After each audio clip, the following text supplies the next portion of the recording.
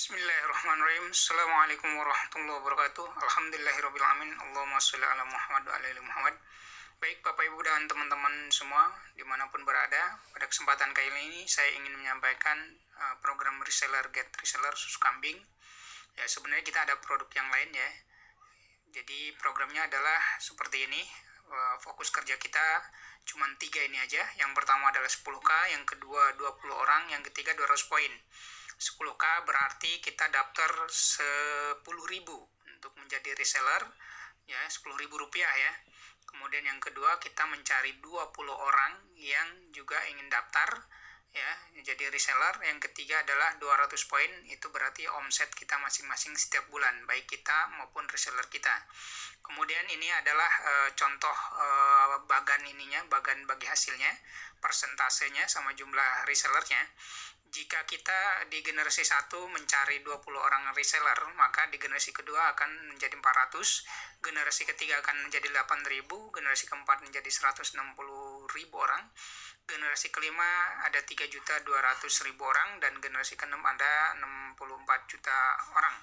Kemudian ini persentasenya yaitu di generasi 1 kita memiliki hak 6%, di generasi 2 kita memiliki hak 4%, generasi 3 3%, generasi 4 2%, 5 juga 2%, dan di generasi ke-6 juga 2%. Dan itu semuanya digabung ya. Nah, untuk kasus kali ini saya ingin menyampaikan salah satu saja. Jadi saya menghitung di generasi ke-5 saja untuk potensi passive income atau bonusnya, yaitu persentasenya tadi 2% ya, kemudian poinnya ada 200 poin setiap bulan ya. Kalau diuangkan sekitar 600.000 atau 10 susu kambing EGM.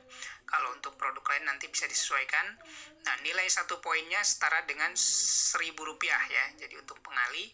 Kemudian tadi jumlah reseller kita adalah 3.200.000 orang, dan total potensi passive income per bulan adalah 12.800.000.000 rupiah.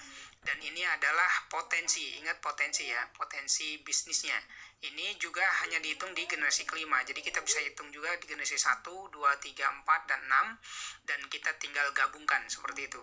Nanti bagi yang ingin perhitungan itu saya sudah buat di Excel-nya ya, jadi bagi teman-teman yang berminat bisa nanti kontak ke saya terkait dengan potensi perhitungan itu.